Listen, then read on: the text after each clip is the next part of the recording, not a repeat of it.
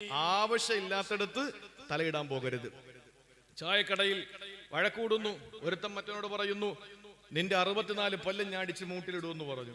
അവൻ പത്രം വായിച്ചുകൊണ്ടിരുന്നവൻ പറഞ്ഞു, 32 പല്ലല്ലേ ഉള്ളൂ. അപ്പൊ അവൻ പറഞ്ഞു, നീ ഇതിൽ ഇടപെടുമെന്ന് എനിക്ക് നന്നായിട്ട് അറിയാം, നിന്റെ കൂടെ കൂട്ടി 64 എന്ന് പറഞ്ഞത് എന്ന് പറഞ്ഞാൽ ആസ്ഥാനത്ത് കയറി മറുപടി പറയാൻ നിന്നാൽ, ആവശ്യമില്ലാത്തടത്ത് ഇടപെടാൻ നിന്നാൽ നമുക്ക് അടി കിട്ടും, അതിലൊരു സംശയമില്ല. 2 വരി പല്ല് നാവിനോട് പറഞ്ഞു അത്രേ, ഞങ്ങൾ 2 കൂട്ടരും ഒന്ന് നിന്ന് കൃത്യമായി ഞങ്ങൾ ഇടപെട്ട് ഞങ്ങൾ വിചാരിച്ചാൽ നീ 2ആയി പോകും, മിണ്ടാൻ പറ്റൂല എന്ന് പറഞ്ഞു. അപ്പൊ നാവെന്താ പറഞ്ഞത്? ഇതൊന്നും വേണ്ട, ഞാൻ ഒറ്റയ്ക്ക് ആസ്ഥാനത്ത് കയറി എന്തെങ്കിലും പറഞ്ഞാൽ മതി, നിങ്ങൾ 32 പേരും താഴെ വീഴും. ശരിയല്ലേ? ഒരു മനുഷ്യനെ നിന്ദ്യനാക്കുന്നതും ഉന്നതനാക്കുന്നതും ഒരു മനുഷ്യന്റെ ഉത്ഥാന പതനങ്ങൾക്ക് നിദാനം അവന്റെ നാവാണ്. അതാണ് അല്ലാഹ് പറഞ്ഞത്, ലാ നബുത്തദിൽ ജാഹിലീൻ വൈദാ നിങ്ങളോട് വൈദാ ഖാതബഹുൽ ജാഹിലൂന ഖാലൂ സലാമാ. വിവരം കെട്ടവന്മാർ എന്തെങ്കിലും വന്ന് പറയുമ്പോൾ പറയണം സലാമാ എന്നതിന്റെ അർത്ഥം.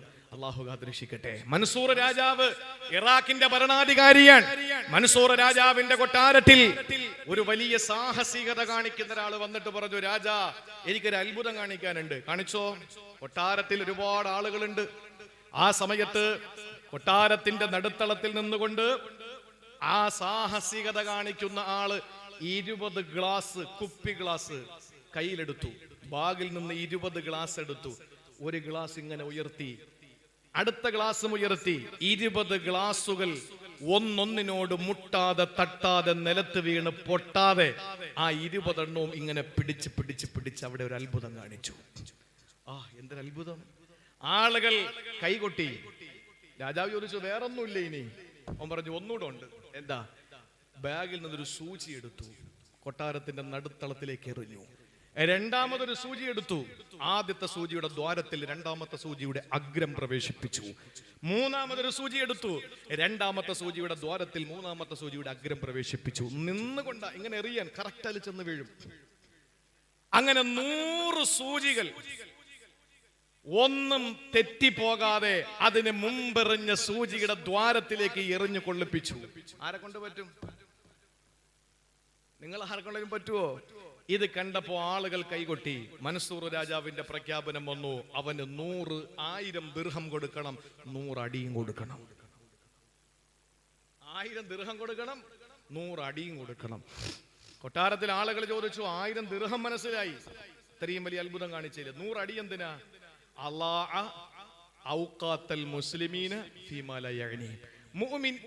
മുഅ്മിനീങ്ങളുടെയും സമയം ഒരു കാര്യമില്ലാതെ ചെലവാക്കിയവൻ.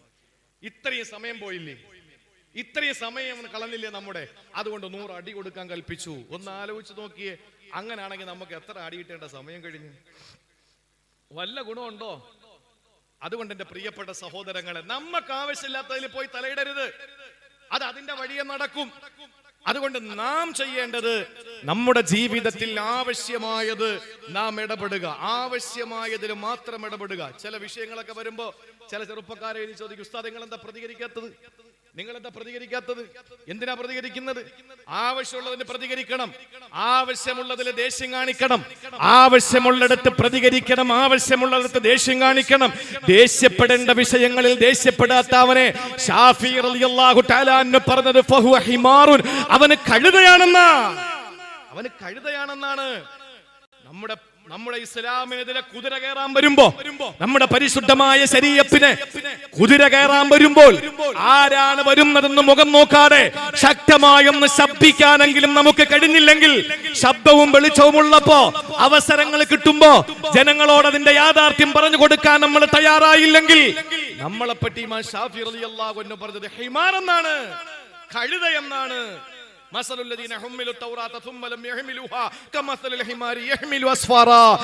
ഏടുകൾ ചുമക്കുന്ന കഴുതകളെ പോലെ പണ്ഡിത ദൗത്യം നമ്മൾ നിറവേറ്റണ്ടേ? നമ്മൾ പറയേണ്ടത് ആരായാലും പറയണ്ടേ? എന്തായാലും മരണം ഒറ്റവട്ടമല്ലേ നമ്മൾ മരിക്കൂ. അത് പറയേണ്ടത് പറഞ്ഞിട്ട് അന്തസ്സോടുകൂടി പെടഞ്ഞു വീണ് രക്തസാക്ഷിയായാൽ അതിനപ്പുറം ഈ ഭൂമി ലോകത്ത് എന്ത് നമുക്ക് ലഭിക്കാനാ? അതിനപ്പുറത്തൊന്നും നമുക്ക് ലഭിക്കാനില്ല. പരിശുദ്ധമായ ഇസ്ലാമിനെതിരെ കുതിര കയറുന്നവൻ ഇപ്പോ ഇസ്ലാമിൽ നിന്ന് ഓരോരുത്തർ പുറത്തു പോയിക്കൊണ്ടിരിക്കുകയാണ്. പൊക്കോട്ടെ, ആർക്കെങ്കിലും എന്തെങ്കിലും പ്രശ്നമുണ്ടോ? അള്ളാഹു നമ്മളെ കാക്കട്ടെ. നമ്മൾ ഇസ്ലാമിൽ നിന്ന് പുറത്തു പോയാൽ ആർക്കാ നഷ്ടം? വേറെ ആർക്കും ഒരു നഷ്ടമില്ല. ഒരു ജംഇയ്യത്തുൽ ഉലമകളും അതിനെതിരെ ഒരിക്കലും പ്രഖ്യാപനങ്ങൾ നടത്തൂല. ഒരു സംഘടനയും നിങ്ങൾ അടിക്കൂല. നിങ്ങൾക്ക് മതം ഉപേക്ഷിച്ചു പോയാൽ ബ്രിട്ടീഷ് ഇന്ത്യ മഹാരാജ്യത്ത് നമുക്ക് ഏത് മതത്തിൽ വേണമെങ്കിലും വിശ്വസിക്കാം. പക്ഷേ ഒന്ന് നാം മനസ്സിലാക്കണം, അലി അക്ബർ എന്ന പേരുള്ള സഹോദരനാണ്. അദ്ദേഹം മതം ഉപേക്ഷിച്ചു പോയി. അദ്ദേഹം പ്രഖ്യാപിച്ചു, ഇന്ന് മുതൽ എന്റെ പേര് എന്താണ്? ശ്രീ നരസിംഹ എന്താണ്? രാമ നരസിംഹൻ, അങ്ങനെ എന്തോ പേരാണ്. നമുക്കതിൽ പ്രശ്നമില്ല. എന്താ നമ്മുടെ പ്രശ്നം? എന്താണ്? അതിലൊന്നും നമുക്ക് പ്രശ്നമില്ല. പക്ഷേ പരിശുദ്ധമായ ഇസ്ലാമിനെ ഒളിഞ്ഞും തെളിഞ്ഞും ആക്ഷേപിക്കാമെന്നാൽ, പേജിലൂടെയും സ്റ്റേജിലൂടെയും ആക്ഷേപിക്കാമെന്നാൽ, ജനാധിപത്യ രീതിയിൽ ചങ്കൂറ്റത്തോടെ അതിനെതിരെ മറുപടി പറയാൻ ചുണക്കുട്ടികളായ ആയിരക്കണക്കിന് പണ്ഡിതന്മാരുണ്ട് ഇവിടെ. ഇവിടുത്തെ ജംഇയ്യത്തുൽ ഉലമകൾ അതിനെതിരെ ശബ്ദിക്കും. പരിശുദ്ധമായ ഇസ്ലാം വീണ് കിടക്കുന്ന ഒരു വടവൃക്ഷമാണ്. പോവുന്നവനും വരുന്നവനും കയറി ഇറങ്ങി നിരങ്ങാൻ പറ്റുന്ന നിലയിൽ വീണ് കിടക്കുന്ന വൃക്ഷമാണെന്ന് ആരെങ്കിലും ചിന്തിക്കുന്നെങ്കിൽ വിഡ്ഢികളുടെ സ്വർഗത്തിലാണ് അവര്. വിഡ്ഢികളുടെ സ്വർഗത്തിലാണ്.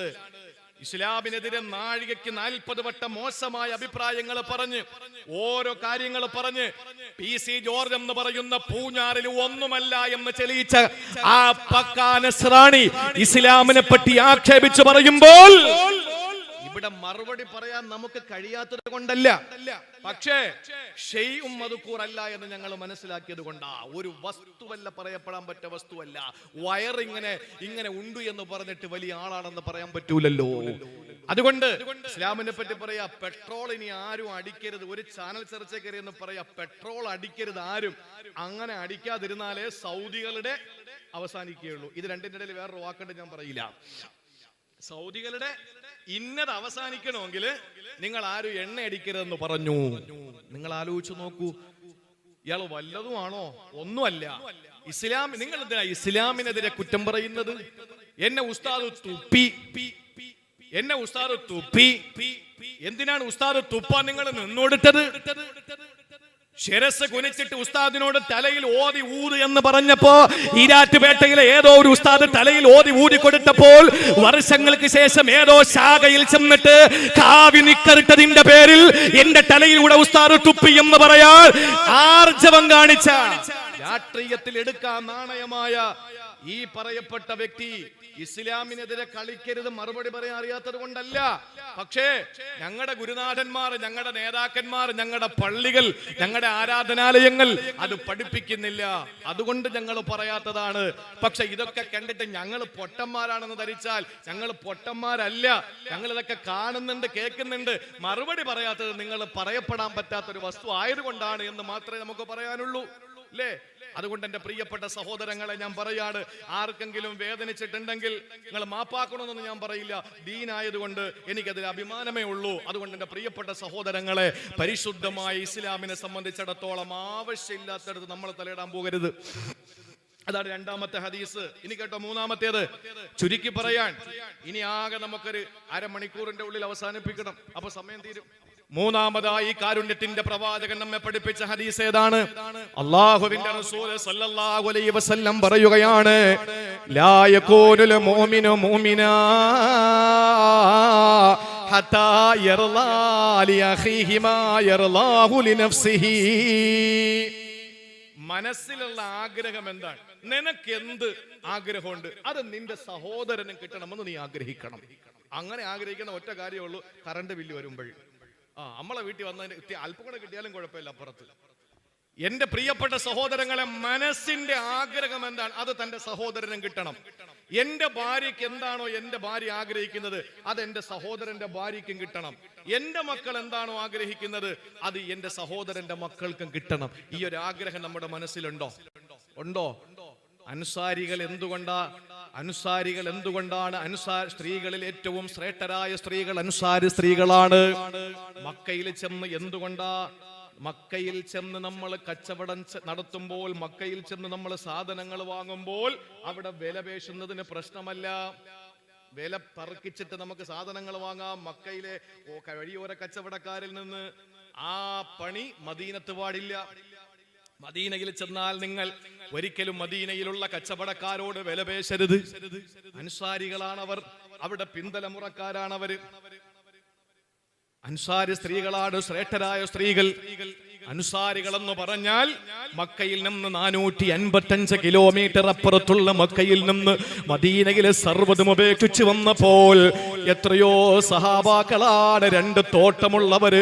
ഓരോ സഹാബാക്കളെ റസൂലുള്ളവരുടെ സഹോദരങ്ങളായി പ്രഖ്യാപിച്ചപ്പോൾ കൂടെയുള്ള സഹോദരന്റെ കൈപിടിച്ചിട്ട് എവിടെയോ നിന്ന് വന്ന 455 കിലോമീറ്റർ അപ്പുറത്ത് നിന്ന് വന്ന മക്കയിൽ നിന്ന് വന്ന തന്റെ ദീനിയായ സഹോദരനായ, മതത്തിൽ തന്റെ സഹോദരനായ ആ മക്കക്കാരനായ മുഹാജിറായ ആ മനുഷ്യന്റെ കൈപിടിച്ചിട്ട് നേരെ കൊണ്ടുപോയിട്ട് പറഞ്ഞു, ഈ 2 തോട്ടം എന്റെ തോട്ടമാണ്, ഇഷ്ടമുള്ളത് പറഞ്ഞോ, നിനക്ക് ഞാൻ അങ്ങ് തന്നേക്കാമെന്ന് പറഞ്ഞു. 2 വീടുള്ളവര് ഈ വീടിന്റെ മുന്നിൽ കൊണ്ട് നിർത്തിയിട്ട് ഇതെന്റെ വീടാണ്, അതും എന്റെ വീടാണ്, ഇഷ്ടമുള്ളത് നീ പറഞ്ഞാ നിനക്ക് അങ്ങ് തന്നേക്കാ. വീണ്ടും അകത്ത് ചെന്നു.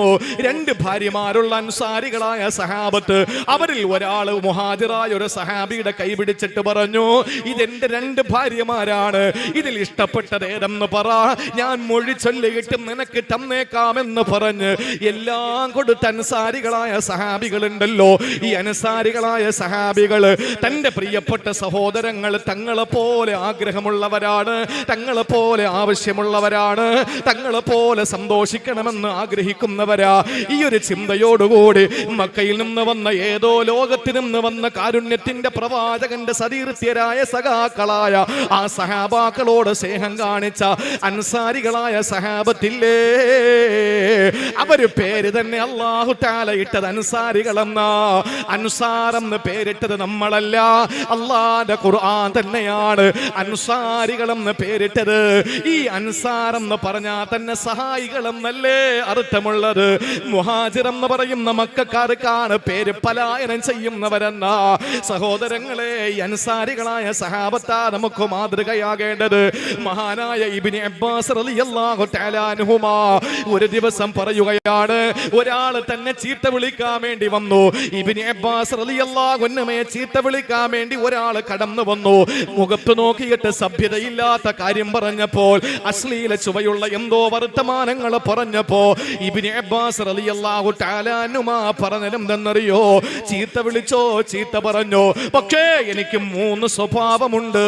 അതിൽ ഒന്നാമത്തേത്, ഇന്നീല ആതിയലൽ ആയതി ഫീ കിതാബില്ലാ ഫലവദിതു അന്ന ജമീഅൽ ആലമീന അന്ന ജമീഅൻ നാസി യഅലമൂന മിമ്മാ അഅലമൂ. ഇബ്നു അബ്ബാസ് റളിയല്ലാഹു അൻഹു പറയുകയാണ്, ഞാൻ ഖുർആനിന്റെ ഒരു ആയത്ത് പഠിച്ചാൽ, ഖുർആനിന്റെ ഒരു ആയത്ത് ഞാൻ മനസ്സിലാക്കിയാൽ എന്റെ മനസ്സിനകത്ത് വല്ലാത്ത വെപ്രാളമാണ്. എന്തെന്നറിയോ?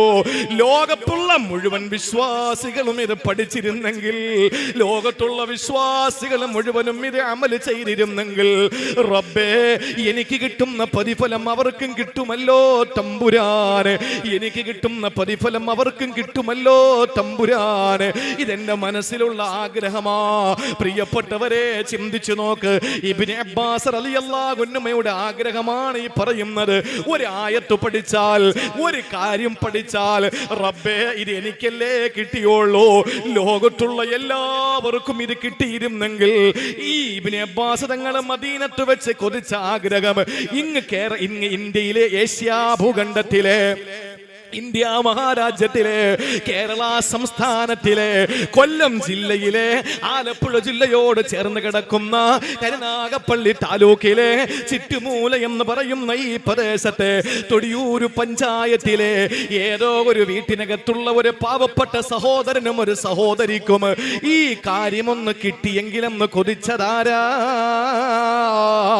റഈസുൽ മുഫസ്സിരീൻ ഇബ്നു അബ്ബാസ് റളിയല്ലാഹു അൻഹുമാ, നിങ്ങൾക്ക് ഹുക്കാമിൽ മുസ്ലിമീ യഅദിലു ഫീ ഹുക്മിഹി ഫഅഫറഹു ബിഹി.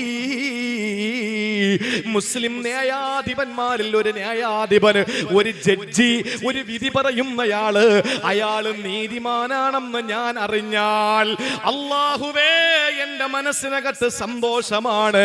അവിടെ വിധി എനിക്ക് അനുകൂലവും പ്രതികൂലവുമാകാൻ സാധ്യതയില്ല. അത് എന്റെ നാട്ടുകാരനായ വിധികർത്താവല്ല, അവിടുത്തെ ജഡ്ജി ഞാൻ നാട്ടുകാരനായ സ്ഥലത്തുള്ള ജഡ്ജിയല്ല. പക്ഷേ ഒരു മുസ്ലിമിന് നല്ല വിധി കിട്ടുമല്ലോ തമ്പുരാനെ. ഒരു വിഷയത്തിൽ ഒരു വിധി അനുകൂലമായും പ്രതികൂലമായും വരാത്ത നിലയിൽ ഒരിക്കലും അനീതിയോടെ വിധിക്കാത്ത ഒരു നല്ല വിധി കിട്ടുമല്ലോ എന്ന് ഞാൻ ചിന്തിച്ചുകൊണ്ട് ആ വിധിയിൽ ഞാൻ സന്തോഷിക്കുമെന്ന് പറഞ്ഞത് ഇബ്നു അബ്ബാസ് തങ്ങൾ വേറെ ഏതോ ഒരു സമൂഹത്തിന് അനുകൂലമായി നീതി കിട്ടുമെന്ന് കണ്ടപ്പോൾ കൊതിച്ചതാണ്. ഇനി മൂന്നാമത്തെ ആഗ്രഹം എന്തെന്നറിയോ? ഇന്നീല അസ്മഉ അന്നൽ ഗൈസ ഖദ് അസാബ ബലദൻ മിൻ ബുൽദാനിൽ മുസ്ലിമീൻ ഫഅഫറഹു ബിഹി വമാലി ബിഹി സായിമാ. മൂന്നാമത് അദ്ദേഹത്തിന്റെ ആഗ്രഹം, ഒരു നാട്ടില് മഴ പെയ്യുന്നു എന്നറിഞ്ഞാൽ അൽഹംദുലില്ലാഹ് ആ നാട്ടുകാരുടെ കൃഷി ഇനി നല്ല മുളച്ചു വരുമല്ലോ. എനിക്ക് അവിടെ കൃഷിയോ മൃഗങ്ങളോ ഒന്നും തന്നെ ഇല്ല, പക്ഷേ ആ നാട്ടുകാർക്ക് അതുവഴി ഖൈർ ഉണ്ടാവുമല്ലോ എന്ന് ഞാൻ ആഗ്രഹിക്കുന്നു. എന്താ മൂന്നാഗ്രഹം? ഒന്ന് ചിന്തിച്ചേ. ഒരു കാര്യം ഞാൻ പഠിച്ചാൽ അത് എല്ലാവരും അതൊന്ന് പഠിച്ചിരുന്നെങ്കിൽ, എല്ലാവർക്കും അത് എത്തിച്ചിരുന്നെങ്കിൽ, എല്ലാവരും അത് അറിഞ്ഞിരുന്നെങ്കിൽ, അമൽ ചെയ്തിരുന്നെങ്കിൽ എന്നുള്ള ആഗ്രഹം.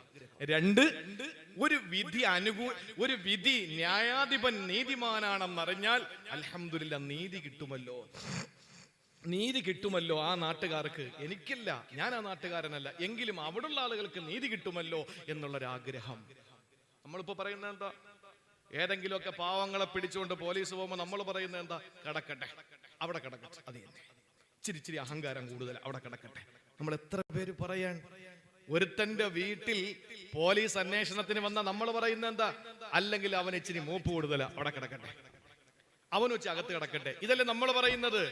ഇബ്നു അബ്ബാസ് റളിയല്ലാഹു അൻഹു പറയുന്നു, എവിടെയെങ്കിലും ഒരു വിധി പറയുന്ന ആളെ കണ്ടാൽ അൽഹംദുലില്ലാഹ് അവിടുത്തെ ആളുകൾക്ക് നീതി കിട്ടുമല്ലോ എന്ന് ഞാൻ ആഗ്രഹിക്കും. അതേപോലെ മഴ എവിടെയെങ്കിലും പെയ്താൽ ആ നാട്ടുകാർക്ക് അല്ലാഹുവേ ഇനിയെങ്കിലും നല്ല നിലയിൽ അവരുടെ കൃഷിയിടങ്ങളൊക്കെ തഴച്ച് വളരുമല്ലോ എന്ന ആഗ്രഹം.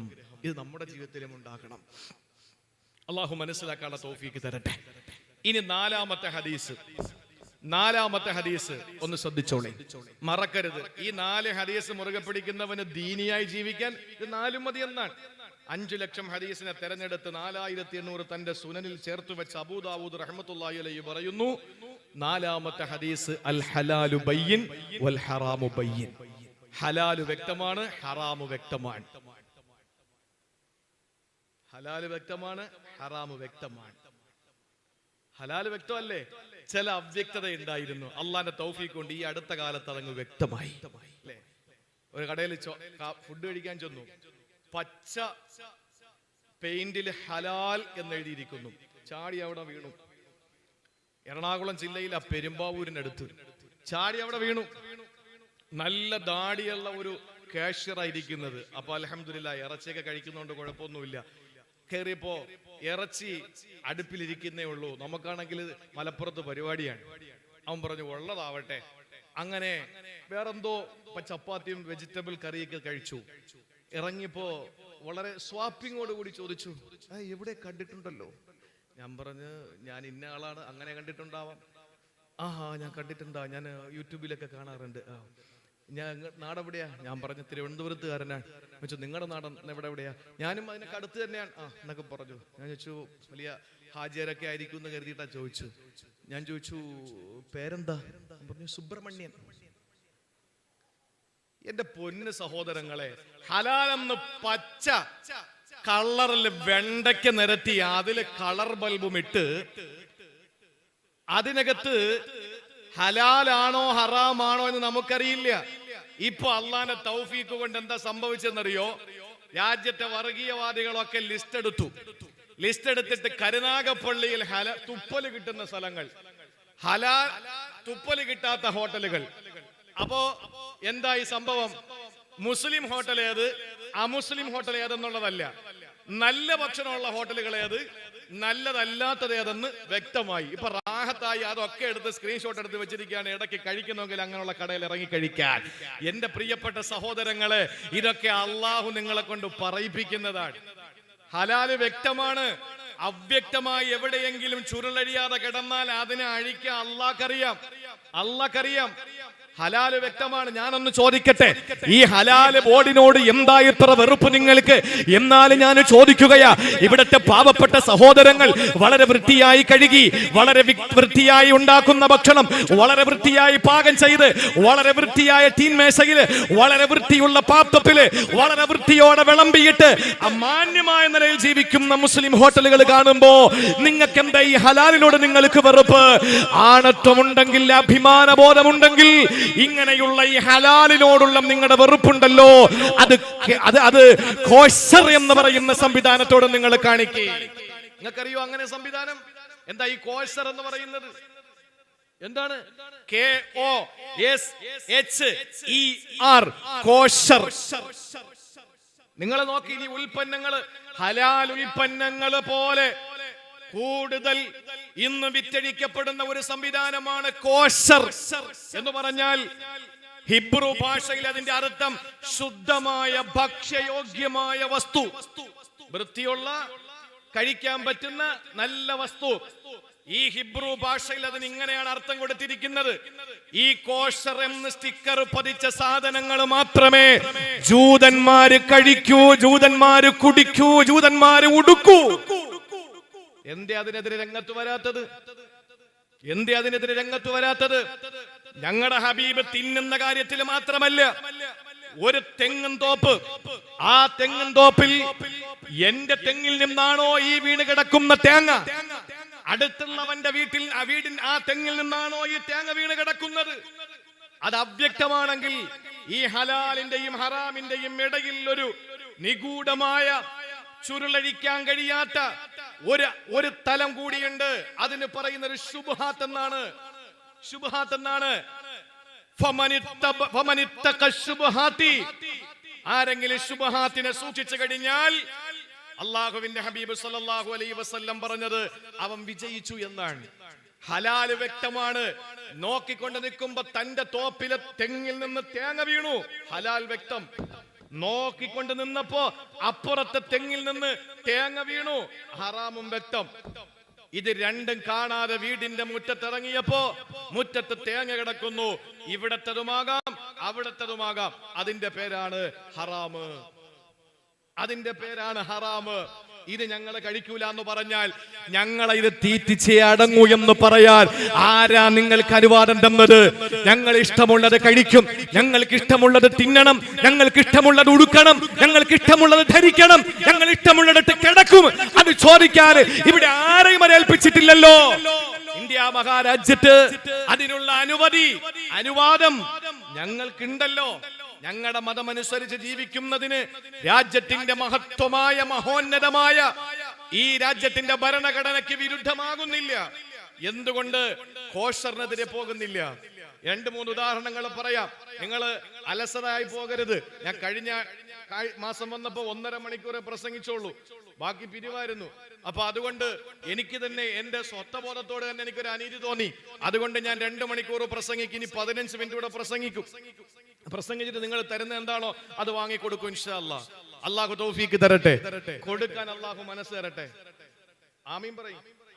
കൊടുക്കാൻ കൂടെ വേണം, ആമീൻ പറഞ്ഞാൽ മാത്രം പോരാ. അപ്പൊ ഏതായിരുന്നാലും എന്റെ പ്രിയ സഹോദരങ്ങളെ, ഒരു 2 ഉദാഹരണം പറഞ്ഞുതരാം. ഇവിടെ നിന്ന് കയറ്റുമതി ചെയ്തു, ബീഫ് കയറ്റുമതി ചെയ്തു. ഈ ബീഫ് കയറ്റുമതി ചെയ്ത് വിദേശ രാജ്യങ്ങളിലെ സൗദി അടക്കം, ഖത്തർ അടക്കം, ബഹ്റൈൻ അടക്കം, കുവൈറ്റ് അടക്കം, ദുബായ് അടക്കം, ഒമാൻ അടക്കമുള്ള രാജ്യങ്ങളിലെ കയറ്റുമതി ചെയ്തു. അങ്ങനെ കോടികൾ സമ്പാദിച്ചു. അവിടെ അൽ കബീർ എന്ന് പറയുന്ന ബീഫ് കയറ്റുമതി അവസാനം കണ്ടുപിടിക്കുമ്പോൾ അതിന്റെ പിന്നിൽ ഇവിടത്തെ രാജ്യവിരുദ്ധമായി പ്രവർത്തിക്കുന്ന രാജ്യത്തിന്റെ ശത്രുക്കളായ വർഗീയ ഫാസിസ്റ്റുകളാണെന്ന് തെളിഞ്ഞു. ഇല്ലേ? പിന്നെയോ എന്റെ പ്രിയപ്പെട്ട സഹോദരങ്ങളെ, ഹലാൽ ശർക്കര, ശബരിമലയിലേക്ക് കയറ്റി അയക്കുന്ന ശർക്കര, ഹലാൽ ശർക്കര, അങ്ങനെ അത് കുറെ വിവാദം ഉണ്ടായി. രാജ്യം ഭരിക്കുന്ന പാർട്ടിയുടെ കേരളത്തിന്റെ പ്രസിഡന്റ് അത് പത്രസമ്മേളനം വിളിച്ചിട്ട് പറഞ്ഞു, അയാൾ എന്താ പറയുന്നത് അയാൾക്ക് തന്നെ അറിയില്ല. ഉള്ളാൽ ദർഗയിൽ ചെന്നിട്ട് പിച്ചിപ്പൂ പറക്കി തിന്ന് അവിടത്തെ നിലവിളക്കിലെ എണ്ണ കുടിക്കുന്ന രാജ്യം ഭരിക്കുന്ന പാർട്ടിയുടെ കേരളത്തിന്റെ പ്രസിഡന്റിന് പിൽക്കാലത്ത് ഈ സമൂഹത്തിലും മുസ്ലിം സമുദായത്തെ ആക്ഷേപിക്കപ്പെടുന്ന നിലയിൽ ഖുറാത്തങ്ങൾ എന്ന് പറയുന്ന തങ്ങൾ ഉള്ളാൽ ദർഗയ്ക്കകത്ത് വെച്ച് ആ ചോറിലേക്ക് മന്ത്രി ചൂതിയപ്പോൾ അതിനെ കാർക്കിച്ച് തുപ്പിയെന്ന് വരുത്തിയിട്ട് ആദ്യമായിട്ട് പത്രപ്രസ്താവന ഇറക്കിയത് എല്ലാ കൊല്ലവും ഉള്ളാൽ ദർഗയിൽ പോയി പിച്ചിപ്പൂ പെറുക്കി തിന്ന് അവിടുത്തെ നിലവിളക്കിലെ എണ്ണ കുടിച്ച് അത് വലിയ ഒരു തന്റെ ഭാവിയിലേക്കുള്ള രാഷ്ട്രീയ പ്രവർത്തനത്തിന്റെ ഉത്ഥാനമാണ് എന്ന് മനസ്സിലാക്കിയ രാജ്യം ഭരിക്കുന്ന പാർട്ടിയുടെ കേരളത്തിന്റെ നേതാവ്, ഈ പറയുന്ന നേതാവ് തന്നെയാണ് ശർക്കര വിവാദം കൊണ്ടുവന്നത്, ഹലാൽ ശർക്കര എന്ന് പറഞ്ഞിട്ട്. അങ്ങനെ ഇത് പഠിക്കാൻ തീരുമാനിച്ചു. ഇത് എവിടെന്നാ ഇത് കൊണ്ടുവരുന്നതെന്ന് തീരുമാനിച്ചു. അങ്ങനെ പഠിച്ചു വരുമ്പോഴാണ് മഹാരാഷ്ട്രയിലെ ഒരു ശിവസേനയുടെ നേതാവാണ് ഈ ഹലാൽ ശർക്കരയുടെ ഉൽപ്പന്നത്തിന്റെ പ്രൊഡ്യൂസർ എന്ന് മനസ്സിലാക്കിയപ്പോൾ എല്ലാവരും മുട്ടുമടക്കി. ഇതല്ലേ നടന്നുകൊണ്ടിരിക്കുന്നത്? എണ്ണി പറയാൻ കൊണ്ട് നമുക്ക്. അതുകൊണ്ട് ഈ ഹലാല് എന്ന് പറഞ്ഞിട്ട് ഹലാലികളായ നമ്മളെ ഹറാമികളായ നിങ്ങൾ പഠിപ്പിക്കാൻ നിൽക്കണ്ട. നിങ്ങൾ ഹറാമികൾ, ഞങ്ങൾ ഹലാലികളുവാ. അതിൽ ഒരു സംശയവും ഇല്ല കാര്യത്തില്. ഞങ്ങൾ ഹലാലെ തിന്നു, ഹറാമെ കുടിക്കൂ. എന്തുകൊണ്ടാ ഞങ്ങൾ പേടിക്കുന്ന കാര്യമുണ്ട്. ഞങ്ങൾ ഹലാല് തിന്നുമെന്ന് ഇത്രയും വാശി പിടിക്കുന്നതിന്റെ കാര്യം എന്താണെന്നറിയോ? ഞങ്ങൾ ഹലാല് മാത്രമേ തിന്നു എന്ന് ഞങ്ങൾക്ക് ഇത്ര വാശിയായതിന്റെ കാരണം എന്തെന്നറിയോ? 3 കാരണങ്ങളാണ്. അതിൽ ഒന്ന്, അല്ലാഹുവിന്റെ ഹബീബ് പറഞ്ഞു, ഇന്നല്ലാഹ ത്വയ്യിബുൻ ലാ യുഹിബ്ബു ഇലാ യഖ്ബലു ഇല്ലാ ത്വയ്യിബാ. ഇന്നല്ലാഹ ത്വയ്യിബുൻ, അല്ലാഹു പരിശുദ്ധനാണ്. ലാ യഖ്ബലു ഇല്ലാ ത്വയ്യിബാ, പരിശുദ്ധമായതല്ലാതെ പടച്ചവനെ സ്വീകരിക്കൂല. ചാണകത്തിൽ വിറകിയത് ഞങ്ങളുടെ പടച്ചോന് വേണ്ട. അതുകൊണ്ട് തന്നെ ചമ്മനത്തിരി കത്തിക്കുന്നത് പള്ളിയുടെ ഔട്ടില്, മിഹ്റാബിനകത്ത് ചന്ദനത്തിരി കത്തിക്കുന്നവരുണ്ടോ? ഉണ്ടോ? ഇല്ല. അത് പുറത്ത്. എന്തുകൊണ്ടാ? ചന്ദനത്തിരി നിർമ്മാണത്തിൽ ചാണകം കലർത്തുന്നുണ്ട്. നജസിന്റെ പുക വരുന്നത് കൊണ്ട് ഫുഖഹാക്കൾ അതിൽ ആഫുണ്ടെന്ന് പറയുകയോ പറയാതിരിക്കുകയോ ചെയ്യട്ടെ. ഞങ്ങളുടെ പടച്ചവനെ ചാണകം തേച്ചത് വേണ്ട. ഞങ്ങളുടെ പടച്ചവന് വൃത്തികേടായ ഒന്നും വേണ്ട. ഇന്നല്ലാഹ ത്വയ്യിബുൻ, അല്ലാഹു പരിശുദ്ധനാണ്. ലാ യഖ്ബലു ഇല്ലാ ത്വയ്യിബാ, അവന് പരിശുദ്ധമായതേ സ്വീകരിക്കൂ. ഒന്ന്. ഇനി രണ്ടാമത്തേതോ, അള്ളാന്റെ ഹബീബ് ഒരു മനുഷ്യനെ പരിചയപ്പെടുത്തുകയാണ്. ആ മനുഷ്യന്റെ പ്രത്യേകത എന്തെന്നറിയോ? യുതീലു സഫറ, അയാള് ദീർഘയാത്ര ചെയ്യുന്നയാളാണ്, മുസാഫിറാണ്. അസ്അസ അഗ്ബറ, ആ മനുഷ്യന്റെ മുടിയൊക്കെ ജട പിടിച്ചിരിക്കുകയാണ്, ശരീരം പൊടിപടലം പിടിച്ചിരിക്കുകയാണ്. ആ മനുഷ്യന് യുതീലു സഫറ, ദീർഘയാത്ര ചെയ്യുന്നവനാണ്. യമുദ്ദു യദൈഹി, അവനെ കൈ രണ്ടും അല്ലാഹുവിലേക്ക് ഉയർത്തുന്നു. എന്നിട്ട് പറയുന്നു, യാ റബ്ബി യാ റബ്ബി യാ റബ്ബി, റബ്ബേ റബ്ബേ റബ്ബേ. മുസാഫിർ എന്ന് പറഞ്ഞ മോശക്കാരനാണോ? പല പള്ളികളിലും ദീർഘവീക്ഷണത്തോടുകൂടി മുസാഫിർ ഖാന കെട്ടിയിട്ടുണ്ട്. യാത്രക്കാരായ ചില ആളുകളുണ്ട്, അവർക്കൊരു ദിവസം താമസിക്കാൻ. മുസാഫിർ എന്ന് പറഞ്ഞാൽ അവൻ കോടീശ്വരനാണെങ്കിൽ പോലും സക്കാത്ത് വാങ്ങാൻ അർഹതപ്പെട്ടവനാണ്. നാളെ കട്ട് ചെയ്തിട്ട് സ്വഭാവം ഇപ്പൊ അങ്ങനെയാണ്. ഇപ്പൊ അങ്ങനത്തെ സ്വഭാവമുണ്ട്. ആവശ്യമായത് കട്ട് ചെയ്തിട്ട് ഞാൻ ഒരു ദിവസം മക്കൾ എങ്ങനെ ആകണമെന്ന് പഠിപ്പിക്കുന്ന ഒരു പ്രസംഗം ആലുവയിലെ തോട്ടുമുക്കത്ത്. അപ്പൊ ഞാൻ പ്രസംഗിച്ചു, മക്കളെ മയ്യത്ത് നിസ്കരിക്കാനെങ്കിലും പഠിപ്പിക്കണ്ടേ? നമ്മുടെ പള്ളിയിൽ കൊണ്ട് മയ്യത്ത് വെച്ച നമ്മളെ മക്കൾ വന്ന് കരയുമ്പോ നിസ്കരിക്കുമ്പോ നെഞ്ച് പടയ്ക്കുന്ന പെടപ്പ് ആ പള്ളിയിലെ ഇമാമ് നിസ്കരിച്ചാൽ കിട്ടുവോ? ഇമാമിന് 2000 രൂപ കൊടുക്കുന്നു. ആ ഇമാമിന് കിട്ടുന്ന എന്റെ വാപ്പ മരിക്കുമ്പോ എന്റെ വാപ്പാക്ക് കിട്ടുന്ന ആ മരണപ്പെട്ട എന്റെ വാപ്പാടെ മരണത്തിൽ വേദനിക്കുന്ന എന്റെ ഹൃദയത്തിന്റെ പെടപ്പ് പള്ളിയിലെ ഉസ്താദിന് കിട്ടുവോ എന്ന് ഞാൻ ചോദിച്ചു. അപ്പോഴാണ് ബഹുമാനപ്പെട്ട കാന്തപുരം AP അബൂബക്കർ ഉസ്താദിന്റെ മകൻ അബ്ദുൽ ഹക്കീം അസ്ഹരിയുടെ ഒരു പ്രസംഗം വേറൊരു സ്ഥലത്ത് അദ്ദേഹം പ്രസംഗിച്ചു. എന്താണെന്നറിയോ? നിങ്ങൾ സിയാറത്തിന് പോകുമ്പോ ആ സിയാറത്തിന് പോകുന്ന സ്ഥലത്ത് നിങ്ങൾ ഒരു വക്കീലിനെ കൂടെ പിടിക്കേണ്ടത് എന്ന് പറഞ്ഞാൽ നമ്മുടെ ആസാ സാറിനെ പോലുള്ള ആളല്ല, പള്ളിയിലെ മുക്രിയോ അല്ലെങ്കിൽ വേറെ ആരെങ്കിലും ഒന്ന് വിളിച്ചിട്ട് പോണം, എന്തെങ്കിലും സദക്കയൊക്കെ അവർക്ക് കൊടുത്തിട്ട് അദ്ദേഹത്തെ കൊണ്ട് ദ്വാരപ്പിക്കണമെന്ന് പറഞ്ഞു. അദ്ദേഹം എന്ത് രീതിയിൽ പറഞ്ഞു അദ്ദേഹം പറയട്ടെ, ഞാനല്ല പറയേണ്ടത്. ഇത് രണ്ടും കൂടി അങ്ങോട്ട് ആവശ്യത്തിന്, എത്രയോ കൊല്ലത്തിന് മുമ്പ് ഞാൻ പ്രസംഗിച്ച പ്രസംഗമാണ്, അത് രണ്ടും കൂടി വെട്ടിയെടുത്തിട്ട് വളരെ മനോഹരമായി നമ്മുടെ ചില ആളുകളൊക്കെ എന്ത് ചെയ്തു, അവർ പറഞ്ഞു, കണ്ടോ അബ്ദുൽ ഹക്കീം അസ്ഹരിക്ക് നവാസ് മന്നാനിയുടെ കിടിലം മറുപടി. അബ്ദുൽ ഹക്കീം അസ്ഹരിയുടെ രോമത്തിന്റെ വില എനിക്കുണ്ടോ? ഇല്ലെന്ന് വിശ്വസിക്കുന്നവനാ ഞാൻ. ആലിമീങ്ങളുടെ ഒരു വില എനിക്കില്ല, ഞാൻ ആലിമായിട്ടില്ല. എന്റെ ഉസ്താദുമാരും എന്റെ സീനിയറായി എന്റെ കൂടെ പഠിക്കുന്നവരും അവര് എഴുതി തരുന്നത് കാണാതെ പഠിച്ചിട്ടും മനസ്സിലാക്കിയിട്ട് പ്രസംഗിക്കുന്ന ഒരാളാ ഞാൻ.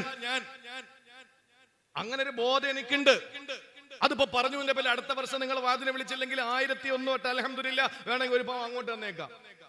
ഞാൻ പറയുന്നത് എന്റെ പ്രിയപ്പെട്ട സഹോദരങ്ങളെ, നമ്മൾ ഒരിക്കലും സന്ദർഭത്തിന് നടത്തിയെടുത്തിട്ട് മനുഷ്യനെ കൊച്ചാക്കാൻ നടക്കരുത്. അതിന് നമ്മളെ പുകഴ്ത്തിയാലും ഒന്നും നമുക്കത് വേണ്ട. ഇനിയിപ്പോ ഇത് നാളെ ക്ലിപ്പായിട്ട് വരും, അതാ പ്രശ്നം. ഈ പറഞ്ഞ നാളെ ക്ലിപ്പാവും. എന്തൊരു ലോകമാണ് എന്റെ സഹോദരങ്ങളെ. മൂത്രമൊഴിക്കാൻ പ്രയാസമാണ്, ചെന്നിരുന്ന അതിൽ ഇങ്ങനെ സൂം ചെയ്ത് പിടിക്കും മൂത്രമൊഴിക്കുന്നത്, ഇന്നയാള് മൂത്രമൊഴിക്കുന്നു എന്ന് പറഞ്ഞ് ക്ലിപ്പിലുണ്ട്. അങ്ങനെ ഇട്ട് പിന്നെ പൈസ ഉണ്ടാക്കാൻ വേണ്ടി കുറെ ആളുകളെ യൂട്യൂബ് എന്നും പറഞ്ഞിങ്ങനെ നടക്കുക. അള്ളാഹു മനസ്സിലാക്കാനുള്ള തൗഫീക്ക് തരട്ടെ. എന്തിന് യൂട്യൂബിലിടക്കം? എന്തൊരു ലോകമാണിത്, എന്തൊരു ലോകമാണ്. തഴവാ ഉസ്താദ് വഴലു പറഞ്ഞ ലോകം. ആ തഴവാ ഉസ്താദ് വഴലു പറഞ്ഞു. ഇപ്പൊ അതിൽ കമന്റ് വരുന്നുണ്ടാവും, കാരണം ഈ 2-3 ചാനലിൽ ഈ പ്രസംഗം പോകുന്നുണ്ട്, പിന്നെ എന്തിനാ ഇത് വെക്കുന്നതെന്നൊക്കെ ചോദിക്കുന്നവരുണ്ടാവും. ഒരു മറുപടി ഇല്ല നമുക്ക്, അങ്ങനെ മറുപടി പറയാനുള്ള സമയവും ഇല്ല. ആ സമയത്ത് 10 അക്ഷരം പഠിച്ചിട്ട് 10 പേരുടെ മുമ്പിൽ പറഞ്ഞു കൊടുക്കാൻ വേണ്ടി ഓടി നടക്കുക. അള്ളാഹു മനസ്സിലാക്കാനുള്ള തൗഫീക്ക് നൽകി അനുഗ്രഹിക്കുമാറാവട്ടെ.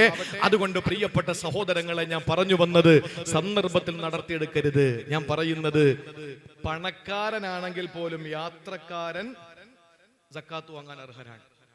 നല്ലൊരു മുദരിസ, അള്ളാഹു അനുഗ്രഹിച്ച മുദരിസ, പഴയ ഇബ്രാഹിം ഉസ്താദ്, 100 കണക്കിന് വിദ്യാർത്ഥികൾ. മതിയെന്ന് പറഞ്ഞുകൊണ്ടാ ഈ ആദർ റളിയല്ലാഹു അൻഹു സംസം ഇത് നോക്കിയിട്ട് മതി എന്ന് പറഞ്ഞതൊക്കെ ഇപ്പോഴത്തെ അവസ്ഥ. കുട്ടികൾ മതിയെന്ന് പറഞ്ഞുകൊണ്ടാണ്. അതേപോലെ ഗനീമി ഉസ്താദ് പഴയകാല പ്രഭാഷകനാണ്, ഓടി നടന്ന പ്രഭാഷകൻ. അതുപോലെ ഇർഷാദ് മന്നാനി എന്ന മോശക്കാരല്ല. ഇപ്പൊ ഞാൻ പ്രസംഗിക്കാൻ തന്നെ ആർക്കും ഒരു ആഗ്രഹം തോന്നുമല്ലോ. ആ ആഗ്രഹം എനിക്ക് തോന്നിയത് മുജീബ് റഹ്മാൻ ഉസ്താദിന്റെ വാദം കേട്ടിട്ട്. അപ്പൊ ഇരിക്കുന്നവരെന്ന മോശക്കാരല്ല. ഞാൻ പറയുന്നത് എന്റെ പ്രിയപ്പെട്ട സഹോദരങ്ങളെ, ഒരു യാത്രക്കാരൻ കരുനാഗപ്പള്ളിയിൽ ഒന്ന് പെട്ടു. അയാള് നാട്ടില് വലിയ സമ്പന്നനാണ്, പക്ഷേ ഇയാൾക്ക് പോകാൻ നിവൃത്തിയില്ല. അയാൾ സക്കാത്ത് വാങ്ങാൻ അർഹനാണ്. അയാൾ കോടീശ്വരനാവട്ടെ ആവാതിരിക്കട്ടെ, ഇവിടെ നിന്ന് രക്ഷപ്പെടണ്ടേ. അതുകൊണ്ടാണ് എന്താണ് ഉസ്താദിന്റെ ഖുർആനിലെ ആയത്ത് ഏതാ? ഫീ സബീലില്ല, അതെ ഫീ സബീലില്ല, വബിനി സബീൽ, വബിനി സബീൽ, ഫീ സബീലില്ല അല്ല, വബിനി സബീൽ. ഇന്നമ സക്കാത്തു ഇന്നമ സദഖത്തു ലിൽ ഫുഖറാഇ വൽ മസാകീൻ വൽ ഗാരിമീൻ എന്ന് പറയുന്ന ആയത്തിൽ കാണാം വബിനി സബീൽ, വഴിയാത്രക്കാരൻ. അപ്പൊ യാത്ര ചെയ്യുന്ന ഒരാള് നല്ലവനാണ്, അയാളുടെ യാത്ര.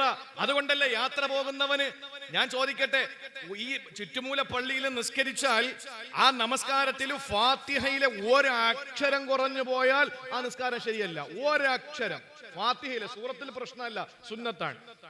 ഫാത്തിഹയിലെ ഒരക്ഷരം കുറയണ്ട, കാഫിന് പകരം കാഫായി പോയാൽ നിസ്കാരം ശരിയല്ല, നിസ്കാരം ഇല്ല. പക്ഷേ യാത്ര ചെയ്യുന്ന ഒരുത്തന് ഒരക്ഷരമല്ല, അവന് റക്അത്ത് വെട്ടി ചുരുക്കി 2 ആക്കി കൊടുത്തു അല്ലാഹു. 4 റക്അത്തുള്ളതിനെ 2 റക്അത്താക്കി കസറാക്കി കൊടുത്തു. കാരണം എന്താ? യാത്ര അത് ഒരു പുണ്യമായ ഒരു ഇബാദത്താണ്. യാത്ര ചെയ്യണം. ഖുൽ സീറു ഫിൽ അർള്, ഖുൽ നബിയെ പറയൂ, സീറു ഫിൽ അർള്, നിങ്ങൾ ഭൂമിയിൽ നിങ്ങൾ സഞ്ചരിക്കണം. അപ്പൊ ഈ യാത്ര ചെയ്തു വരുന്ന ഒരു മനുഷ്യൻ, അയാള് ഭൗതികമായി യാതൊന്നും അയാൾക്കില്ല.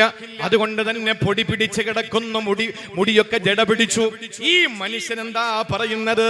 യമുദ്ദു ഇല സമാ, ആകാശത്തിലേക്ക് കൈയുയർത്തിയിട്ട് പറയുകയാണ്, യാ റബ്ബ് യാ റബ്ബ് യാ റബ്ബ്, അല്ലാഹുവേ അല്ലാഹുവേ അല്ലാഹുവേ, എന്ന് പറഞ്ഞ് ഈ മനുഷ്യൻ നടക്കുമ്പോ റസൂലുള്ളാഹി പറയുകയാണ് മത്അമുഹു ഹറാ, ഇവൻ കഴിച്ച ഭക്ഷണ ഹറാമാണ്, മൽബസ്റബുഹു ഹറാം, ഇവൻ കുടിച്ച വെള്ള ഹറാമാണ്, മൽബസുഹു ഹറാ, ഇവൻ ധരിച്ചിരിക്കുന്നത് ഹറാമാണെങ്കിൽ ഫഅന്നാ യുസ്തജാബു ല,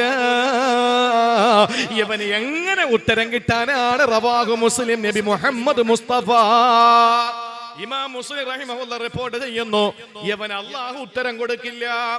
ആ ഒരു പേടിയെ ഞങ്ങൾക്കുള്ളത്, ഹറാമ് തിന്നൂലെന്ന് ഞങ്ങളെ വാശി. മനസ്സിലായോ? ഒരു ഈത്തപ്പഴത്തിന്റെ കുരുവിന്റെ അളവ് നീ ഹറാമ് തിന്നാൽ നിന്റെ മാംസം, നിന്റെ ബ്ലഡ് സർക്കുലേഷൻ ഇതൊക്കെ നിഷിദ്ധമായി. നിന്റെ അമലുകൾ അല്ലാഹു സ്വീകരിക്കൂല. വലിയ പാടാ സഹോദരങ്ങളെ. വെട്ടിപ്പിടിച്ച് തിന്നുന്നവൻ, കള്ളം പറഞ്ഞ് ഒപ്പിക്കുന്നവൻ, യാചിച്ച് തിന്നുന്നവൻ, ഇതൊക്കെ സൂക്ഷിക്കണം. അല്ലാഹു കാത്തുരക്ഷിക്കട്ടെ. യാചിക്കാന്ന് പറഞ്ഞാൽ പിന്നെ ഉണ്ടായിട്ട് യാചിക്കുന്നവൻ, അല്ലാത്തവനല്ല. അപ്പോൾ ഇത് ഞങ്ങൾക്ക് പേടി. രണ്ട്, ഒന്ന്, അല്ലാഹ് പരിശുദ്ധമായതിനെ ഇഷ്ടപ്പെടുള്ളൂ. ഞങ്ങളുടെ റബ്ബ് ഇഷ്ടപ്പെടുന്നത് ഞങ്ങൾക്ക് വേണ്ടി. രണ്ടാമത്തേത്, ഞങ്ങളുടെ ഹറാമ് തിന്നാൽ ഞങ്ങളുടെ ഇബാദത്തുകൾ അല്ലാഹ് സ്വീകരിക്കില്ല. പിന്നെ മൂന്നാമത്തെ ഞങ്ങളെ പേടി എന്താണ്? സഅദ് റളിയല്ലാഹു തആല അൻഹു ഒരു ദിവസം നബി തങ്ങളോട് പറയുന്നു, യാ റസൂലല്ലാഹ്, എനിക്ക് വേണ്ടി ദുആ രക്കണേ നബിയേ, എനിക്ക് വേണ്ടി ദുആ രക്കണേ നബിയേ. എന്താ ദുആ രക്കേണ്ടത് സഅദേ? നബിയേ, എന്റെ ദുആ സ്വീകരിക്കാൻ വേണ്ടി ദുആ രക്കണേ നബിയേ. ഒരുപാട് കാര്യങ്ങൾ എനിക്ക് പറയാനുണ്ട്. അതുകൊണ്ട് നബിയേ, എന്റെ ദുആ സ്വീകരിക്കപ്പെടുന്ന ദുആ ആകാൻ അങ്ങ് ദുആ ചെയ്യണേ റസൂലേ. ആ സമയത്ത് റസൂലുള്ളാഹി തങ്ങൾ പറഞ്ഞെന്തെന്നറിയോ? യാ സഅദ്, സഅദേ, അത്ഇബ് മത്അമക തകുൻ മുസ്തജാബ ദഅവാ, തകുൻ മുസ്തജാബ ദഅവാ. സഅദേ, നീ നല്ലത് തിന്നണേ, എന്നാൽ നിന്റെ ദുആ സ്വീകരിക്കപ്പെടുന്നതാകും. ഇത് ഞങ്ങൾക്ക് പേടിയാ, അല്ലേ? സഅദ് റളിയല്ലാഹു അൻഹുവിനോട് പറഞ്ഞതാണ്, ഒന്ന്, എന്റെ റബ്ബിന് ഇഷ്ടം നല്ലതാണ്, ഞാൻ നല്ലതല്ലാത്തത് തിന്നാൽ എന്റെ ഇബാദത്തുകൾ സ്വീകരിക്കില്ല, എന്റെ ദുആ പോലും സ്വീകരിക്കില്ല. ഇത് ഞങ്ങൾ പേടിച്ചിട്ട് ഞങ്ങൾ ഹലാലേ തിന്നുള്ളൂ. ഹറാമ് തിന്നാൻ, തീറ്റിപ്പിക്കാൻ ആരും നോക്കണ്ട. ഞങ്ങളത് തിന്നൂല. 1000 വട്ടം ഞങ്ങൾ പറയുന്നു, ഞങ്ങളത് തിന്നൂല. ഹറാമായത് തിന്നേണ്ടി വന്നാൽ ആ സമയത്ത് ഞങ്ങൾ മരിക്കണമെന്ന് കൊതിക്കുന്നവരാ. റോമൻ സാമ്രാജ്യത്തിന്റെ അധിപനായ ആ ചക്രവർത്തിയുടെ മുമ്പിലേക്ക് പറഞ്ഞു വിട്ടു അബ്ദുല്ലാഹി ബിൻ ഹുദാഫത്തു സഹ്മി റളിയല്ലാഹു അൻഹുവിനെ. ദീനീ ദഅവത്തിന് വേണ്ടി മദീനയുടെ ഭരണാധികാരി സയ്യിദുനാ ഉമറുൽ ഫാറൂഖ് റളിയല്ലാഹു തആല അൻഹു പറഞ്ഞു വിട്ടു. ഉമർ റളിയല്ലാഹു അൻഹു പറഞ്ഞു വിട്ടനുസരിച്ച് അബ്ദുല്ലാഹി ബിൻ ഹുദാഫത്തു സഹ്മി തങ്ങൾ റോമിൽ ചെന്നപ്പോൾ അദ്ദേഹം പിടിച്ച് ഈ മഹാനായ സഹാബിയെ ജയിലിലടച്ചതിന് ശേഷം പറഞ്ഞു, രാജ്യത്തിന്റെ പകുതി നിനക്ക് തരാം, എന്റെ സുന്ദരിയായ മോളെ കെട്ടിച്ചു തരാം, നീ ഇവിടെ വന്ന ആളുകളെ നശിപ്പിക്കരുത്, ആളുകളെ നീ കൂട്ടരുത്, പൊക്കോളാൻ പറഞ്ഞു. രാജ്യത്തിന്റെ പകുതി ഭരിക്കാനും മകളെ കെട്ടിച്ചു തന്നേക്കാം. അദ്ദേഹം പറഞ്ഞു, വേണ്ട, എനിക്ക് രാജ്യത്തിന്റെ പകുതി വേണ്ട, നിന്റെ മകളെയും വേണ്ട, എനിക്ക് അല്ലാഹുവിന്റെ ദീനിന്റെ പ്രബോധനമാണ് വേണ്ടതെന്ന് പറഞ്ഞു. വീണ്ടും കുറെ നാള് ജയിലിനകത്തിട്ടു. എന്നിട്ട് പട്ടിണിക്കിട്ടു. ഒരു നേരത്തെ ഭക്ഷണം കഴിക്കാൻ കഴിയാതെ വിശം നൊട്ടിയ വയറുമായി, എല്ലും തോലുമായി പാവപ്പെട്ട അബ്ദുല്ലാഹി ബിൻ ഹുദാഫത്ത് സഹ്മി റളിയല്ലാഹു അൻഹു പുറത്തേക്ക് ഇറങ്ങിയപ്പോൾ അദ്ദേഹത്തിന്റെ മുമ്പിൽ പന്നിയിറച്ചിയും മദ്യവും കൊണ്ടുവച്ചു. ഇസ്ലാമിന്റെ നിയമം അനുസരിച്ച് ജീവൻ നിലനിർത്താൻ ഇതൊക്കെ അനിവാര്യ ഘട്ടങ്ങളിൽ ചിലപ്പോഴൊക്കെ നമുക്ക് അനിവാര്യതയിൽ അത് ചിലപ്പോൾ നമ്മൾ ഉപയോഗിക്കേണ്ടി വന്നേക്കാം. പക്ഷേ അദ്ദേഹം പറഞ്ഞു, ഇല്ല, ഞാൻ പെടഞ്ഞു മരിക്കേണ്ടി വന്നാലും പന്നിയിറച്ചിയിൽ നിന്ന് ഒരു പീസ് പോലും ഞാൻ തിന്നില്ല, ഒരു കവിള് പോയിട്ട് ഒരു തുള്ളി പോലും ഞാൻ പാനം ചെയ്യില്ല ഈ മദ്യത്തിൽ നിന്ന്. അവസാനം കൂടെ ഉള്ള ഒരാളിനെ പിടിച്ചിട്ട് തിളയ്ക്കുന്ന എണ്ണയിൽ അരിഞ്ഞിട്ടു. നോക്കണം, കൂടെയുള്ള സഹാബാക്കളിൽ ഒരാളെ വലിയ ചെമ്പ് പാത്രത്തിൽ എണ്ണ തിളപ്പിച്ചിട്ട് അരിഞ്ഞിട്ടു. ആ സമയത്ത് ഓരോരുത്തരെയും ആ ചെമ്പ് പാത്രത്തിലേക്ക് അരിഞ്ഞിടുന്നത് കണ്ടപ്പോ അബ്ദുല്ലാഹി ബിൻ ഹുദാഫത്ത് സഹ്മി തങ്ങൾ കരഞ്ഞു. ആ സമയത്ത് ചക്രവർത്തി ചോദിച്ചു, എന്തേ, നിനക്ക് പോണോ? നിന്നെ വിട്ടേക്കാം. ആ സമയത്ത് അബ്ദുല്ലാഹി ഇബ്നു ഹുദാഫത്ത് സഹമി റളിയല്ലാഹു തആല അൻഹു തന്റെ ഊഴമെത്തിയാൽ അടുത്ത നിമിഷം തന്നെ അരിഞ്ഞരിഞ്ഞ് തിളയ്ക്കുന്ന എണ്ണ പാത്രത്തിലേക്ക് വലിച്ചെറിയുമെന്ന് കണ്ടപ്പോ അബ്ദുല്ലാഹി ഇബ്നു ഹുദാഫത്ത് സഹമി റളിയല്ലാഹു അൻഹു കരഞ്ഞപ്പോൾ അതിന്റെ കാരണം അന്വേഷിച്ച ചക്രവർത്തിയോട് പറഞ്ഞത്, എനിക്ക് മരിക്കാൻ പേടിയായിട്ടല്ല, അടുത്ത നിമിഷം ഞാൻ അരിഞ്ഞരിഞ്ഞ് ഈ എണ്ണ തിളയ്ക്കുന്ന എണ്ണയിലേക്ക് വീഴ്ത്തപ്പെടുമെന്ന് എനിക്കറിയാം. പക്ഷേ ഞാൻ അതിന്റെ പേരിലല്ല കരഞ്ഞത്. എന്തുകൊണ്ടാ ഞാൻ കരഞ്ഞതെന്നറിയോ? ഞാൻ അടുത്ത നിമിഷം മരിച്ചു പോയാൽ എന്റെ ഓരോ രോമകൂപത്തിൽ നിന്ന്, ഓരോ രോമത്തിൽ നിന്ന്, ഓരോ മുടിയിൽ നിന്ന്, ഓരോ തലനാരിടയിൽ നിന്ന് ഓരോ അബ്ദുല്ലാഹി ഇബ്നു ഹുദാഫത്ത് സഹമിമാരുണ്ടാകൂലല്ലോ. ഞാൻ 1000 വട്ടം മരിക്കൂലല്ലോ, ഒരു വട്ടമല്ലേ മരിക്കുള്ളൂ. എനിക്ക് വീണ്ടും വീണ്ടും മരിക്കണമെന്ന് ആഗ്രഹം കൊണ്ടാ, പക്ഷെ നടക്കൂലല്ലോ ഈ ദുനിയാവില്. അതുകൊണ്ട് കരഞ്ഞതാന്ന് പറഞ്ഞു. അവസാനം അടിയറവ് പറഞ്ഞിട്ട് രാജാവ് പറഞ്ഞു, നിന്നെ ഞാൻ സമ്മതിച്ചിരിക്കുന്നു. ഒരു കാര്യം ചെയ്യ്, രാജാക്കന്മാരുടെ ചില ശൈലിയുണ്ട്, എന്റെ തലയിൽ ഒന്ന് ചുംബിച്ചിട്ട് പൊക്കോളാൻ പറഞ്ഞു. അബ്ദുല്ലാഹി ഇബ്നു ഹുദാഫത്ത് സഹമി റളിയല്ലാഹു അൻഹു ചെന്നിട്ട് രാജാവിന്റെ തല കുനിക്കാൻ പറഞ്ഞു. തല കുനിച്ച് തലയിൽ ചുംബിച്ചു. നേരെ മദീനയിലേക്ക് അദ്ദേഹം മോചിതനായി വന്നു. ആ സമയത്ത് ഉമർ റളിയല്ലാഹു അൻഹു ചോദിച്ചു, അബ്ദുല്ലാ, പന്നിയിറച്ചിയും മദ്യവും നിനക്ക് ജീവൻ പോകുമെന്നുള്ള ഘട്ടത്തിൽ നിനക്ക് അനുവദിക്കപ്പെട്ടതല്ലേ, എന്തുകൊണ്ട് കഴിച്ചില്ല? നബിയേ, മഹാനായ ഉമർ തങ്ങളെ വിളിച്ചിട്ട് പറഞ്ഞു, ഉമർ തങ്ങളെ എങ്ങനെ കഴിക്കും? അവര് ചിന്തിക്കൂലേ ഇത് അഡ്ജസ്റ്റ്മെന്റ് മതമാണെന്ന്? അഡ്ജസ്റ്റ്മെന്റ് പറ്റില്ലല്ലോ. ഇവിടെ മരിക്കേണ്ടി വന്നാൽ 2 കൈയും നീട്ടി മരണത്തെ സ്വീകരിക്കുകയല്ലേ വേണ്ടത്?